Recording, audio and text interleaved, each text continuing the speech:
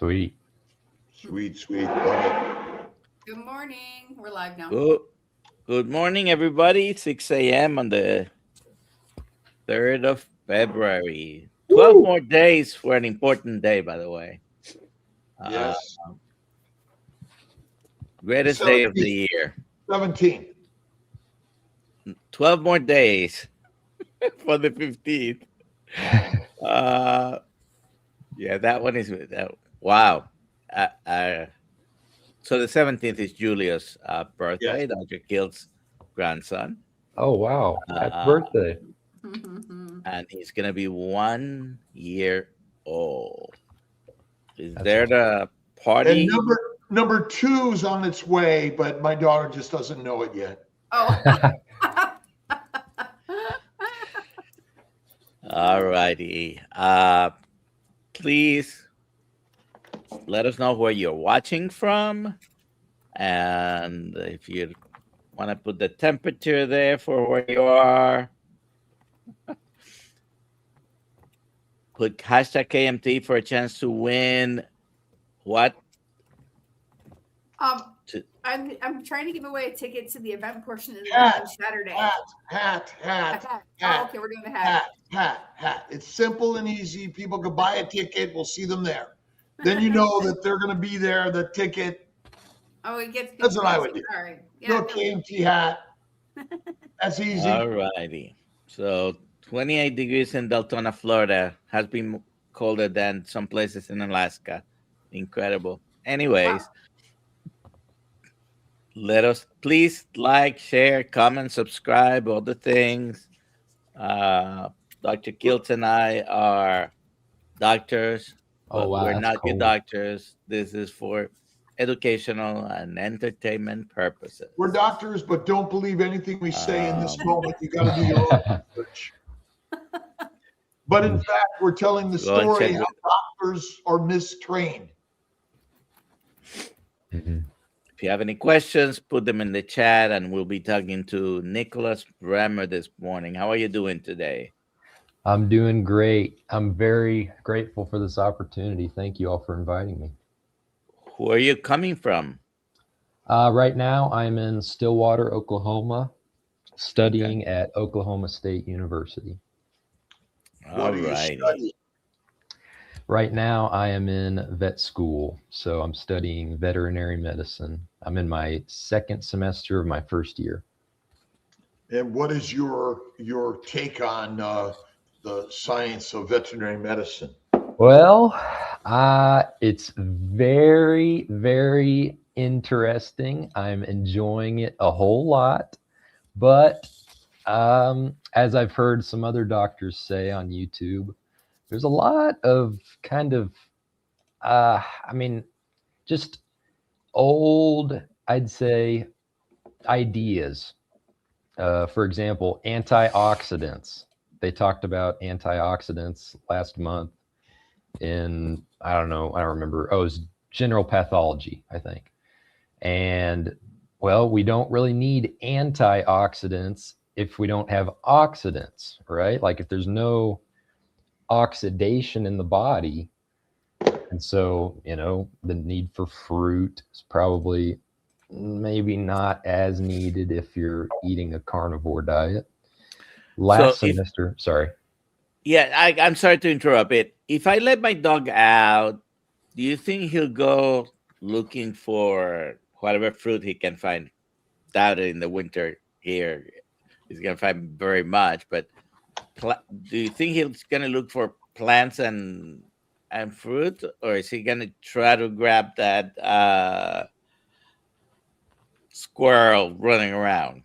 He'll probably try to grab a squirrel, I'd say, but in a deficit, if he were starving, then even I would look for fruit. We all would do that. Yeah. I'm sorry. Continue. Go ahead and tell us your story. I'll start with that. So when I was, it was about when I first got into undergrad. So that was around 2022. So I was like 18 at the time.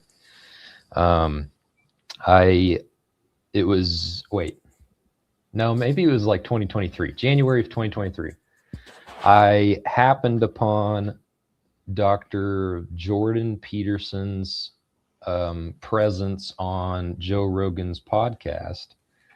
And he was saying, hey, you know, this diet, the carnivore diet, I've been trying it and it's really been helping me. Personally, I was like, wow, this is a cool story. Maybe it would help me too, because at the time I think I was a little overweight. Like I just had fat that would store in my upper arms. You know, I was working out. I was trying to get rid of that fat, but I wasn't ever able. So I just gave it a try. I also had lower back pain and foot pain that were just always there. You know, I'd worn arch supports and stuff like that to try and solve that. But, you know, trying the diet really helped. And it also helped my skin. My legs and my hands would always be super dry, especially in the winter. Like in the winter, you know, the back of my hands would always crack and bleed. They were so dry. But now I don't really have those problems anymore. And so I'm very, very grateful. It's awesome. So, but back to what I'm learning in school. In veterinary nutrition, we learned that, you know, we learned all about kibble, and basically our professor was saying carbs are necessary, but I mean, I don't really think they are. And then we talked about a low salt diet and how low cholesterol is healthy for kidneys. We talked about how if you increase your fatty acid intake, you're going to get fatty liver. But I mean, I don't think that's true anyway, because bile won't allow for that. You're just going to have diarrhea before you eat too much fat. So, but this is all in relationship to animals, animal biology? Yes. Yeah. This is all, well, in vet school, this is just what they're teaching. And so, I mean, I acknowledge that there might be differences, and I mean, there certainly are, but at the same time, a liver's a liver, a kidney's a kidney. Let me give you an example. So yesterday, there might actually be some credence to this, and I do believe there is. We talked about how cats get fatty liver or hepatic lipidosis if they just don't eat for like 4 days. I mean, in a human, that's unheard of, right? I mean, people fast for weeks, or they can, but yeah, you know, in cats, they're constantly eating, and so it's a little different. But at the same time, I asked my professor, I was like, hey, you know, so I've heard of fatty liver, non-alcoholic fatty liver in humans. What about this? Why aren't we seeing, you know, if someone goes on a prolonged fast, why aren't they keeling over from fatty liver? And so she said, well, that's a good question. And however, I think what she said, I think it still happens to some extent. That's what she said. So like in our liver cells, maybe it's still happening, but at the same time, how else would the liver, is it the liver that turns the fat into ketones, or anyway, you know what I mean? And so I just wonder about science or scientism, and whether or not veterinary medicine is any different than standard human medicine. It's a scientism. mm-hmm. We're taught a science that may be untrue in order to keep us thinking cats.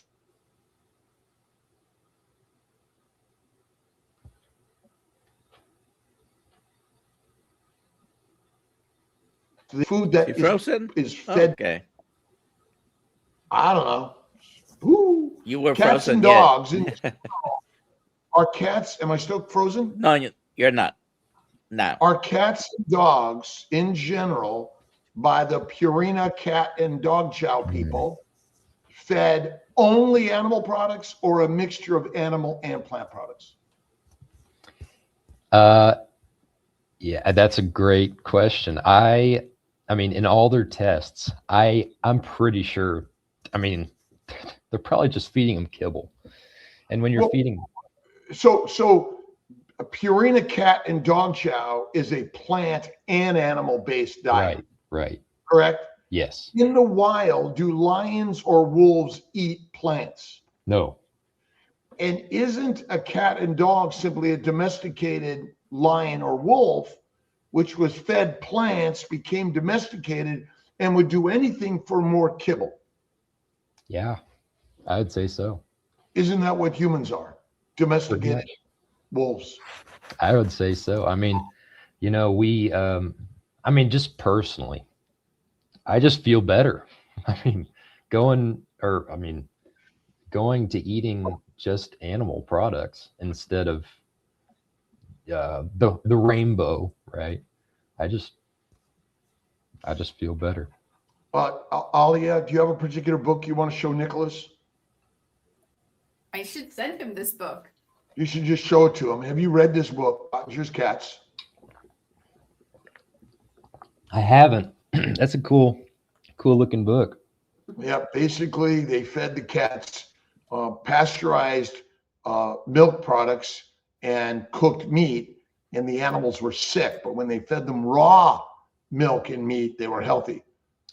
Oh wow. What other animal cooks their food? I couldn't say that any other animal does. But you're in the veterinary world because people love their animals. Do you want to be in large animal farm stuff, or do you want to be in domesticated home pet stuff? Great question. So my dad owns a small animal clinic. So again, I'm very grateful for that. I'm already kind of starting off with an advantage, I guess. But I'd like to at least maybe consult for large animals, maybe do a little bit more than just small animals. But right now it's probably going to be mostly small animal focused. But that's a good question. And so you're already in veterinary school. You've already graduated undergrad,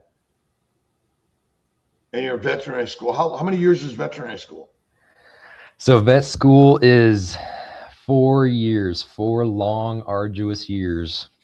The 4th year is I believe it's called a clinical year, where you're basically just working pretty much as a doctor, but it's under supervision of real doctors.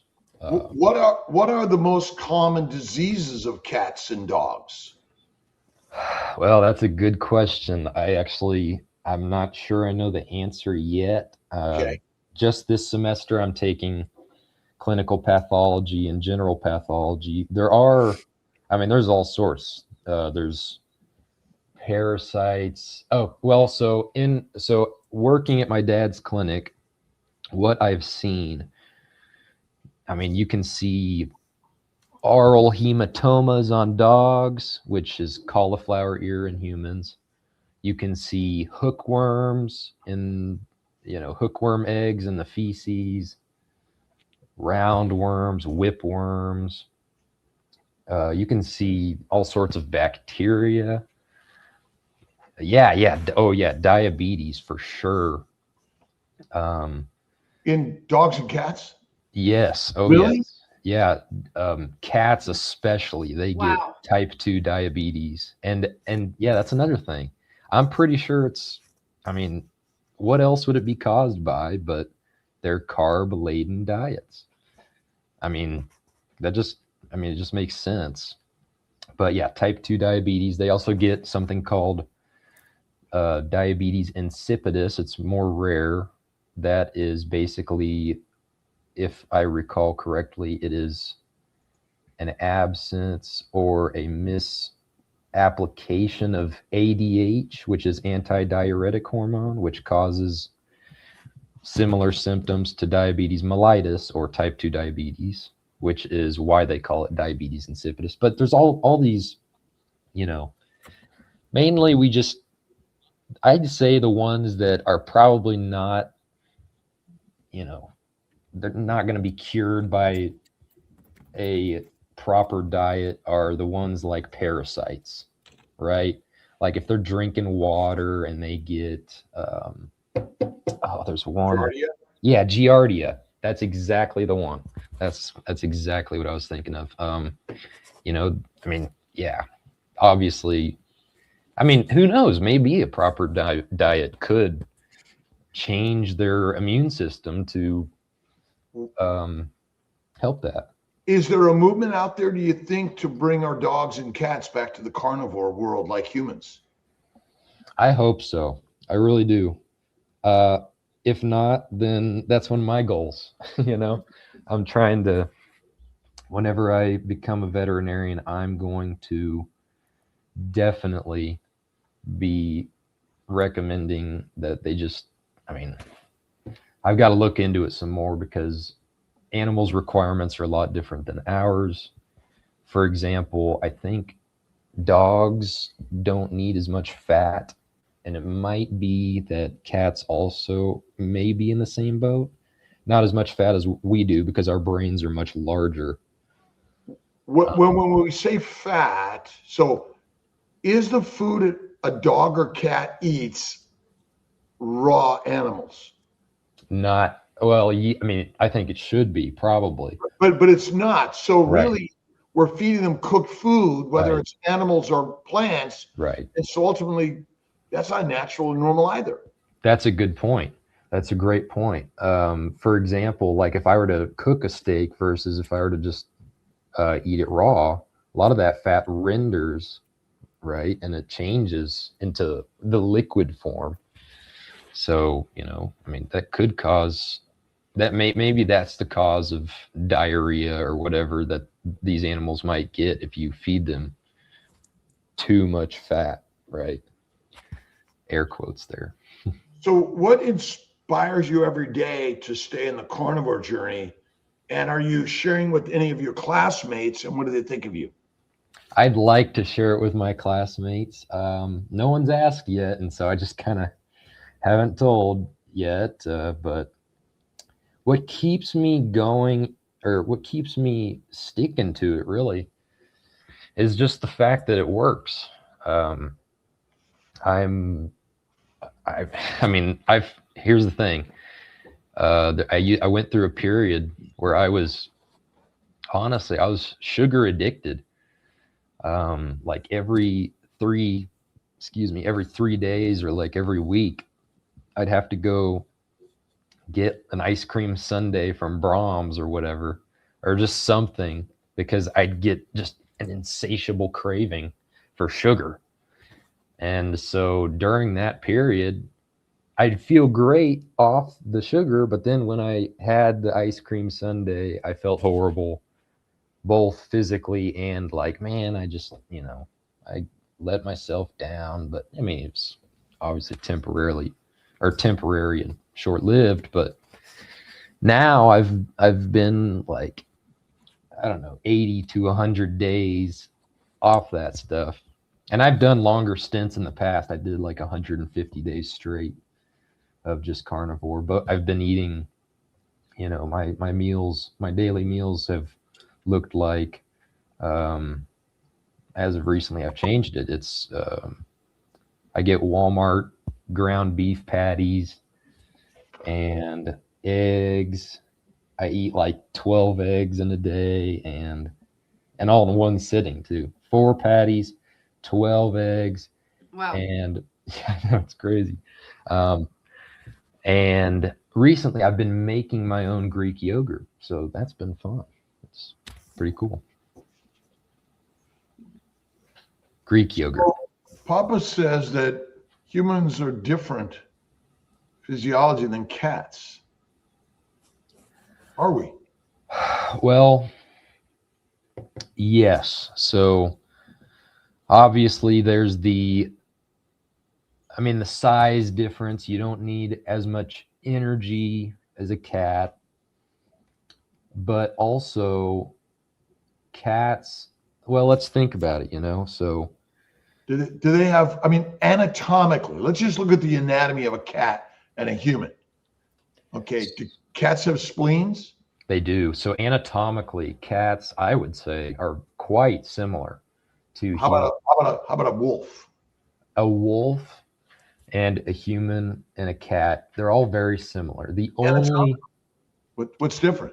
So anatomically, quite similar, but there is one difference that's coming to mind, and it's in the latter portion of the GI tract or the digestive tract, the intestines. So cats, I believe, have even shorter small intestines than both we and wolves do. I'm not sure about the wolves. I'd have to check that. But yes, and this is probably just a result of, adaptations due to the agricultural revolution, us, eating, adapting to eating plants. But the fact remains that we have a stomach and we have a very short cecum. Cats don't even, if I recall correctly, they don't even have a cecum pretty much. Dogs do have a little bit more of a cecum than we do. It's more of a spiral colon, spiral. It's spiral shaped. And so, however, the fact remains we have a stomach. What does a ruminant have? A ruminant has 4 chambers: the rumen, the reticulum, the abomasum, and the omasum. I might have got those 2 switched, but they are made to digest the plants. And matter of fact, they don't even digest the plants. Their microbes digest the plants. They are digesting the microbes, right? Or the microbes waste, because the microbes make waste, and their waste is literally short chain fatty acids or volatile fatty acids. Well, doesn't fiber break down to simple sugars?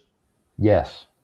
So aren't sugars absorbed into the circulation, and the microbes break down the fiber, and the digestion still is absorbing amino acids, simple sugars, not just volatile fatty acids.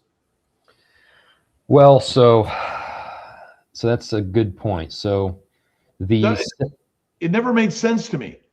Like, all they're eating is volatile fatty acids from the breakdown of microbes? Well, so I've heard Dr. Chafee actually talk about it like this. Basically, every animal in its natural state is eating a low-carb diet, just like we are. Because so here's what happens. So actually the cellulose, and if you feed them just straight sugar, the microbes ferment that sugar. And so, for example, in the cellulose, those microbes have an enzyme called cellulase. We do not really have cellulase to any significant amount, and but our microbes do. Our microbes, yes, they do. Now, that's the thing, like, whether we have enough microbes to take advantage of that, it's, probably, I don't know. We don't have enough, because otherwise we will be digesting completely the cellulose, which we don't. Right. And but cows don't either, because their poop contains a lot of undigested plants, doesn't it? That's true. Like, they're, to make it blunt and kind of gross, they're taking big dumps out in fields, making all these cow patties everywhere. And humans do the same thing in a high plant-based diet, don't they? That's true. And that's one thing as well that I've noticed going on carnivore. I, I poop a whole lot less, and I'm honestly grateful for that, because this is another maybe TMI, but I've got something called hemorrhoids, and the fiber really messes with that. There's been times where I look after I've done my business and the toilet's Full of blood. full of blood. Yep. And it's uncomfortable, and like I'm kind of scared. I'm like, oh my goodness, how much blood did I lose? But yeah, you're right about that. I've never really thought about that. Cows still do have a lot of poop. It's very true. Wait a minute, Rick. Rick, iguanas don't cause hemorrhoids. Iguanas. He catches and eats them. Cow poop is still fermentable into cooking gas. I mean, the microbes break down the complex sugars into simple sugars, but they also release the amino acids from the proteins, and they make alcohol. When you drink alcohol, wine or beer, is it only alcohol and fat? I mean, do you ever see fat floating in the wine or the beer? No. I don't know. I think we're wrong on that one. The microbes are making fats, right? Mm-hmm. Wouldn't it float? Well, That's there are actually good. different types of fermentation that occur in the intestines, not only one type. Yeah, but it's making alcohol, aldehydes, heat, gas, and methane. That's well known. Not all fermentation pathways make that. Well, Some fermentation pathways. But the ones that are in our guts and the cow's guts are making it. They true. also make short-chain fatty acids. That's but true. again, how much? Show me the scientific study that shows the amount of short-chain fatty acids. I don't know. All I know is I call it scientism. Yeah. I think honestly it's almost inhumane how these feedlots, they just pile the feed. These cows are always eating these grains, and they're literally getting morbidly obese. Like if you were to look at a cow, give it a BMI, right, or whatever, they would be our equivalent of morbidly obese. I mean, that intramuscular fat, the marbling that everyone's like, oh man, tastes really good. That's what I eat. I mean, it tastes good, tastes great. Because ultimately the inhumaneness is actually feeding humans a plant-based diet. I'm sorry, I want a fatty cow. I want fatty meat. I want marbling. Mm-hmm.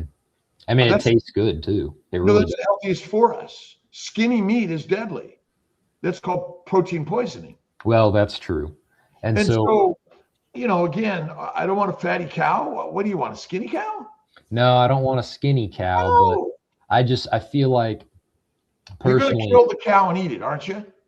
Well, I mean, so here, let's think about this. Humane. Right? You should eat plants. Well, right. I mean, let's change our message, right, Dr. Nelson? So I would say I'd rather a cow get fattened up on grass. I believe that, I don't think, well, I mean, what they do is they isolate these grains. In the wild, these cows are eating the whole stalk of grass. They're just munching on the grass, and the grain is just up here, like this little part. So sure, they get a little bit of grain. What's the cost of grass fed and finished versus grain finished meat? Much higher. And so that's the detriment. I say we should somehow find a way to lower the cost of grass fed. Is it better? Have we proven it's better? To a very minuscule amount. I mean, still grain fed's 10,000 times better than eating a vegan diet, or, well, I mean, you could argue about the Randall cycle and all that, but a standard American diet, right? But I mean, I don't know. The fat is like a little bit more yellow, so I mean, I don't know. I don't really know all that much about it. But back to, this is something I just thought of. Yeah, it is. That's a good point. It is really hard to fatten cattle on grass because it's their natural diet, right? I mean, they still do get fat, but not enough for Kiltz. and that's okay. I mean, I do like a fatty steak, and especially ribeye. I love ribeye. I wish I could afford it, but You you will. know, sorry, You will. I will. Yeah, eventually one day. But you know, animals in the wild. I mean, when have any of you ever seen like a morbidly obese koala, or a morbidly obese lion, or a morbidly obese Walrus. walrus? Now, They walruses, better be. they have that blubber, right? They better be. Or a bear about to hibernate, right? They Right. better be obese. Mm-hmm. Is obesity cause of disease? Well, I think it depends on the animal. In humans, I mean, Does obesity cause disease, or is it the plant protein low fat diet, 3 to 6 meals a day, which is the cause of disease? And obesity is just trying to help you survive the famine, migration, hibernation, and gestation. I mean, that's a great point. I think I think the plants are the root cause, and obesity is just a side effect. For example, I've heard Dr. Chafee say this as well. He said, you know, the blood is getting all this sugar, and so the blood just sends that sugar into fat, basically, just to get it out of the blood. Because Well, it sends it to the liver, and the liver's job is to make fat. It doesn't. Insulin converts sugars and amino acids in the liver to fat. right, De novo lipogenesis is the critical manufacturing system for the body. Without it, you die. If you have a cirrhotic liver, you can't make fat. yeah, that's true. And cirrhosis, I mean, I don't really know too much about that yet, but Do cats and dogs get cirrhosis? Good question. Yeah, that's a great question. Cirrhosis, you guys might have to remind me what that. I'm not even sure I remember. There yet. Yeah, liver failure essentially.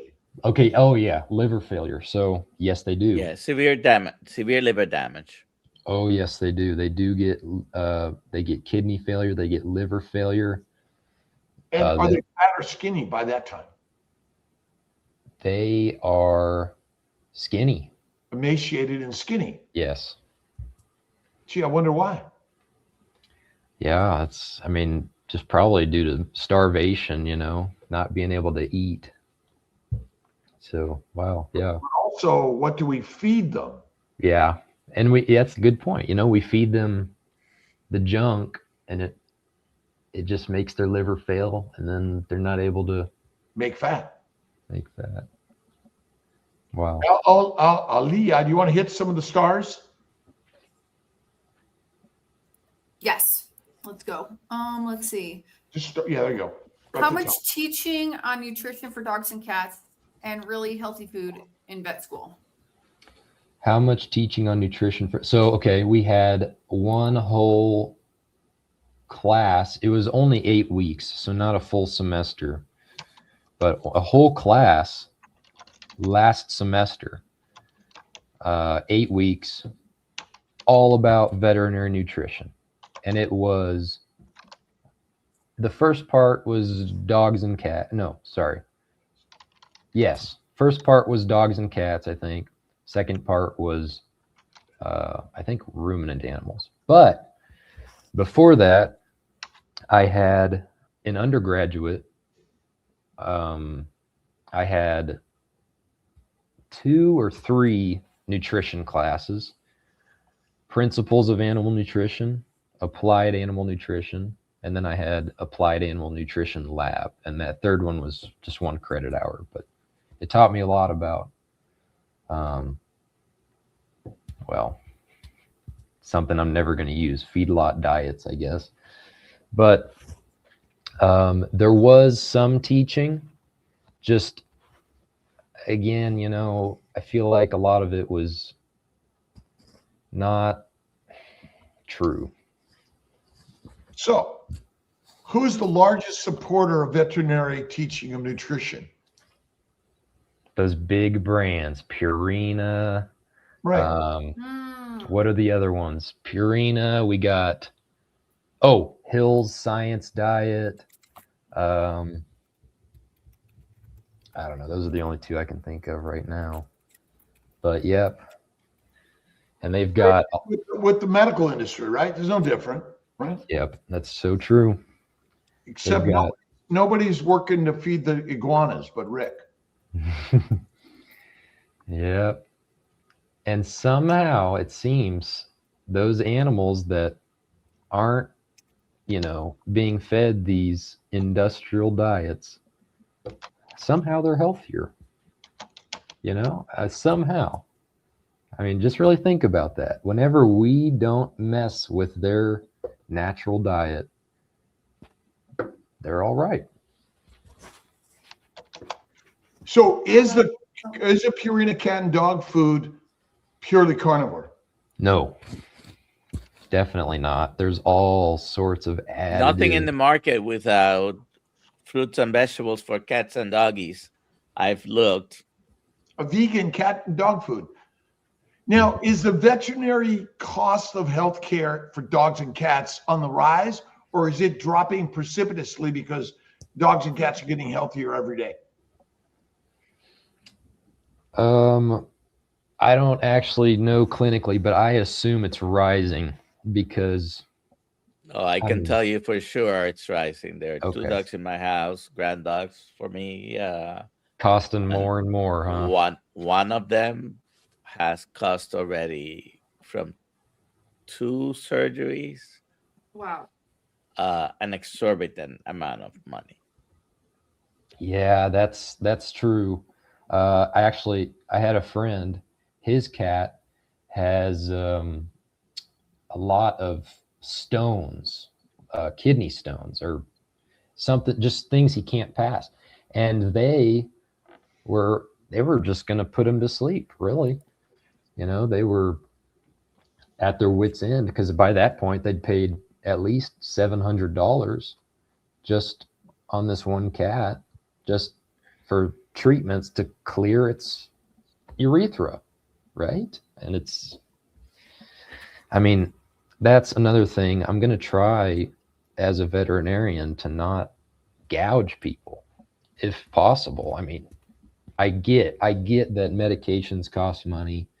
I get that there are some medications like parasite removal that are beneficial, but then I'm going to try and say, well, here's your options. There's this drug, but you could also feed this diet, try this diet, and maybe this is going to be way cheaper over the long term. Maybe this would cure all this. And so, why do you think a dog would like to eat dirt? so are you talking about like how dogs eat grass and stuff like that? Well, the 2 surgeries this dog in my house has had is because he eats dirt and he's gotten impacted with dirt in his intestines. So he's had to have 2 surgeries, probably $15,000 between the 2 times. Oh my goodness. So, I mean, the only thing that I can think of, the only reason why, at least why I've heard like dogs will eat grass and stuff like that is they do it to throw up. Excuse me. They do it to literally make themselves, I don't know what happens if they're like making their stomach uncomfortable or whatever, but yeah, they do it to throw up, and that's probably due to whatever else they're being fed not agreeing with them or something like that. I think he's looking for iron and other minerals because That's the kibble doesn't have it. But that's an interesting point. I think there's truth to that as well. Oh, actually, that makes me think. So we were taught that cattle, they, like, if you don't put a salt block out in their pasture, they will, they'll just lick rock walls. And yeah, they'll lick rock walls. They'll eat dirt, just like you're saying. So yeah, that there is some truth to that. There's definitely minerals in the dirt, especially here in Oklahoma. You know, we've got pretty red dirt, very iron rich soil. So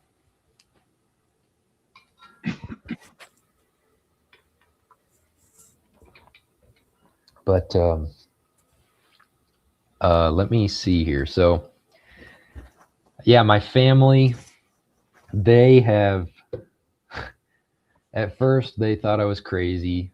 My dad said, okay, well, now that you're immortal, you know, living or eating carnivore diet, you must be immortal, huh? And I'm just like, well, no, Dad, my diet doesn't make me immortal. But I do feel a lot better. But I mean, I don't want to live forever anyway, because Jesus. So I've got something I'm looking forward to, but not on this earth. There's a lot of crazy stuff going on in the world. this is a good question, and I don't know if you know the answer yet, but do dogs and cats get diabetes in the wild? You know, do lions and wolves get diabetes? Great question. They do not that I've seen. And okay, so this is what the if I were to ask this to my professors, I'm 90% sure they'd answer me with this. I'm pretty sure they'd say, well, back then we didn't really test those animals, you know, to see if they even got diabetes, those wild animals. And that may be true. Wild animals today, maybe it's the same situation. There may be some truth to that. But at the same time, what about today? Like, let's look at it in the modern day. Can't you do that now? Can't you test these wild diets and see, like, is what they're eating naturally causing diabetes? I don't see any literature supporting that. I don't think their natural diets do. And it's possible. I guess it's possible to do a study, but which food company is going to pay for a study that potentially could prove that we don't need to feed them the kibble? Exactly right. No food company is going to do that. Nestle, Purina is not going to. Yeah, because that would undermine their whole business. They're making profit off of this, unfortunately. And so, Non-existent. hold on, Dr. Google here Dr. Google says, can you read that, Alia? in the wild, diabetes is effectively non-existent because the causes, high carbohydrates, processed ingredients, chronic eating frequency, and sedentary living, are non-existent. Let's see. Disease of civilization. Yeah. The disease of civilization. Yeah. There you go. Yeah. That's, Wow. I mean, it's very true. Go ahead. Dr. Kiltz, you were going to say something. Disease of domestication. Domestication. Yeah. You've been domesticated. Yeah, it's true. It's very, very true. I mean, it's if we had left dogs in the wild, I don't think there'd be dogs with diabetes nowadays. I mean, I don't ever see, the only things I ever hear of wolves struggling with are survival, I guess. I mean, fighting each other, maybe, stuff like that. I don't hear that they're getting cancer or these other things that we're seeing nowadays in humans mainly. But yeah, you see them in animals too. Diabetes, cancer, kidney failure, liver failure. Maybe it happens in the wild, those last two, due to toxins or whatever. But yeah, I just don't see it very often in what I'm reading and what I'm learning in school. Dr. Google says, nope. Yep. I mean, it's a hard world out there in the wild. I mean, we came into domestication because they fed us, they clothed us, they sheltered us, and then they imprisoned us, enslaved us, and then made us become the doctors to push their drugs. Also, the life expectancy of many animal breeds is getting shorter and shorter. Could that have to do with their nutrition? Domestication. I don't know. That's a great question. Breeds. You've raised an interesting point. Breeds, in general, that's another thing that I'm kind of personally like. I mean, sure, I love Great Danes.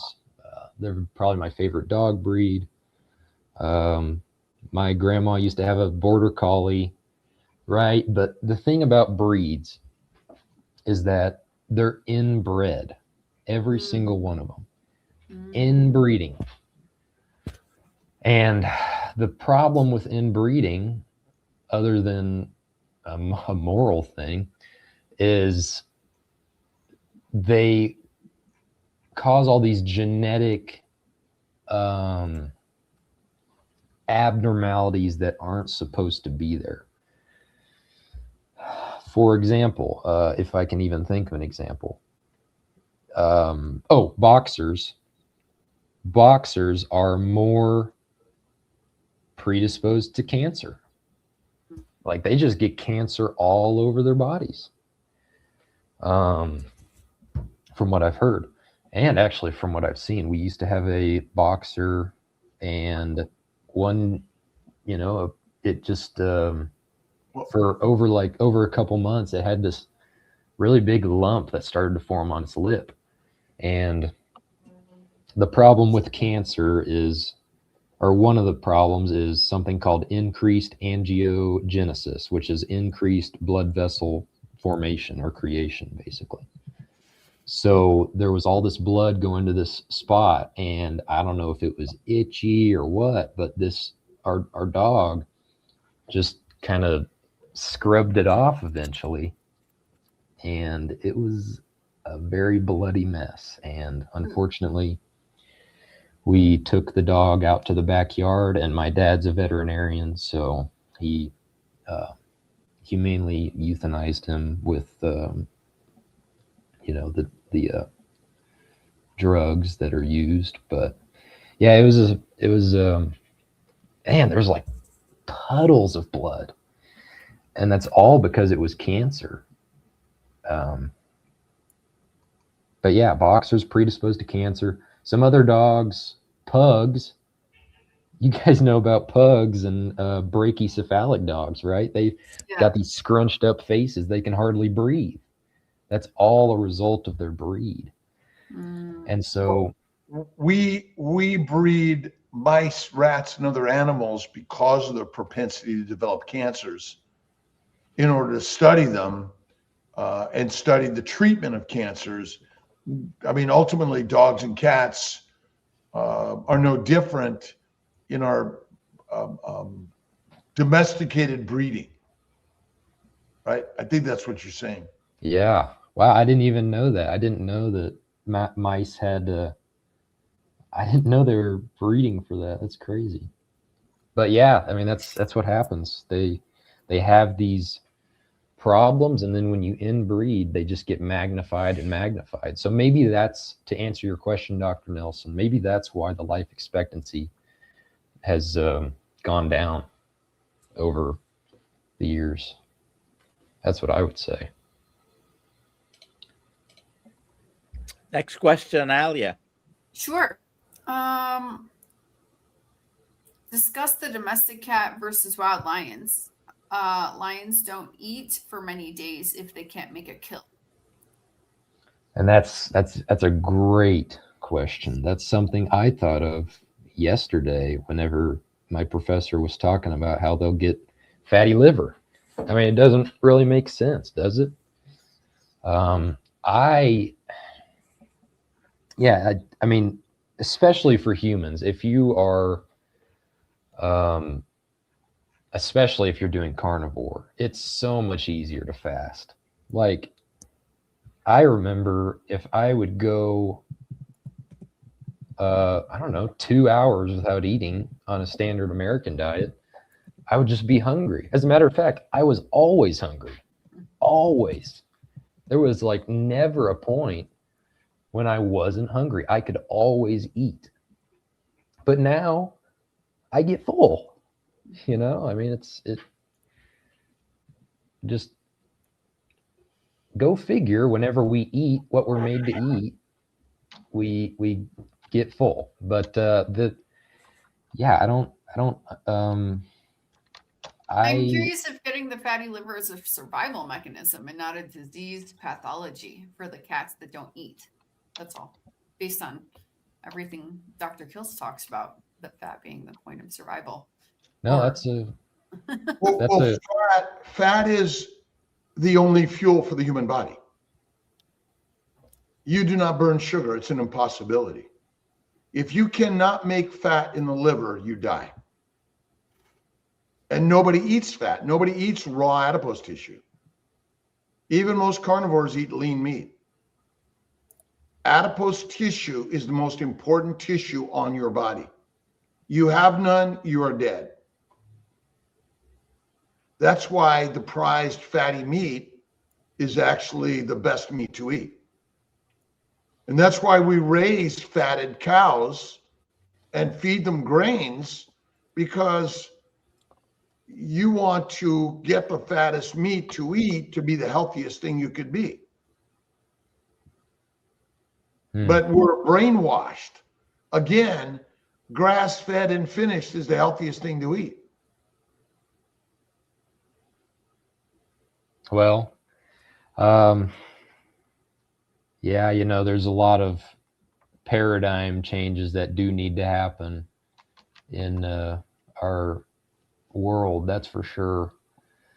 Well, and the thing about the glucose or the sugar, at least this is what we were taught in school. I do know that our brains and our red blood cells and one other, or I think is it the liver?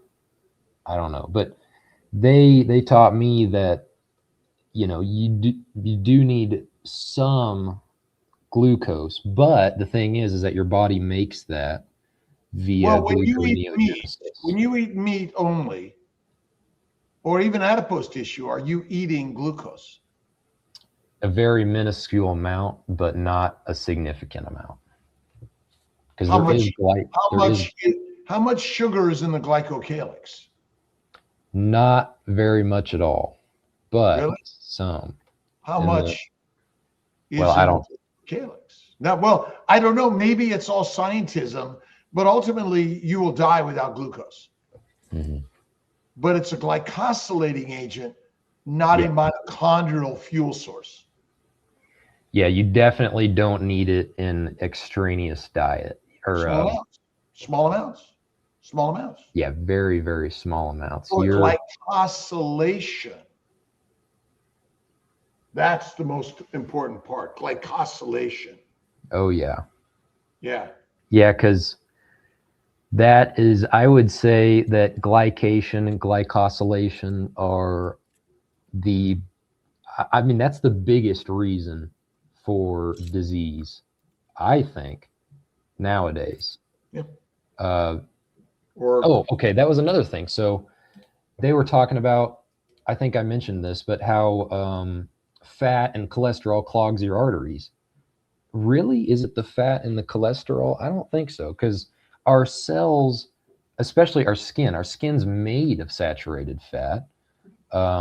Our cell membranes are held together by cholesterol, and there's so much more. There was one thing that I learned about yesterday that, bile. Bile is like one of the components is cholesterol. So we need fat and cholesterol. We don't really need all the 400 grams of sugar or whatever that's in the national recommendations or whatever. Lied to by the lions. Yeah. And that sugar is what glycates the fat and the cholesterol to clog the arteries.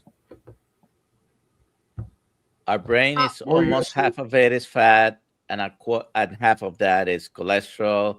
Our vitamin D comes from cholesterol. All the sex hormones come from cholesterol. Cortisol comes from cholesterol. And a liver will produce thousands of milligrams a day of cholesterol. Yeah, your body just makes it too. So if it's bad for us, then why do when you eat, so is glucose a carbohydrate? Yes. When you eat meat, are there carbohydrates in the meat? Well, from what I know, very, very minuscule amounts. No, that wasn't the question. So are there sugars in meat? Yes.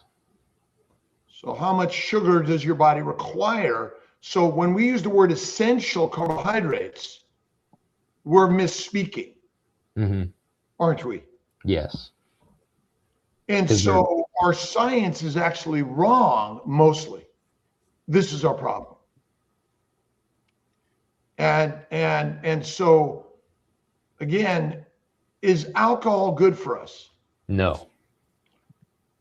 Is marijuana, heroin, cocaine, nicotine, even caffeine good for us? I don't think so.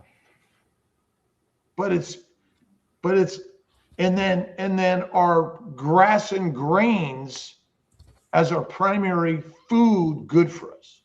Not for us. No. Because we're not cows and fermenters, are we? Nope. Ali, you want to? Did we get all the cues real quick, or we have like a bunch more cues, but we've got like 2 minutes left. 1 minute left. Well, we can do real quick. I mean, here, like cooking meat, early example, search a bliss point. I mean, you cook the sugars; they taste good. It's basically a Maillard reaction, which brings out the sweetness of the sugars, right? Kibble dog, would you recommend us humans to buy our dogs? Oh, that's a really good question. I wish I could give a solid answer, but I haven't done enough research. Make your own. Yes, that's, I've been thinking of making my own.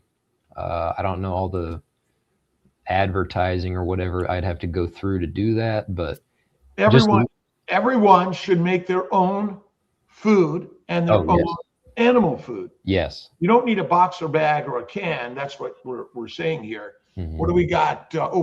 Almost there. Little poodle raw ground beef. That's it. And have a great day, everybody. Thank you for this opportunity. Right on. Who won? Okay. Who won, Alia? Bros 7594. Congrats. Email me. I put it in the chat.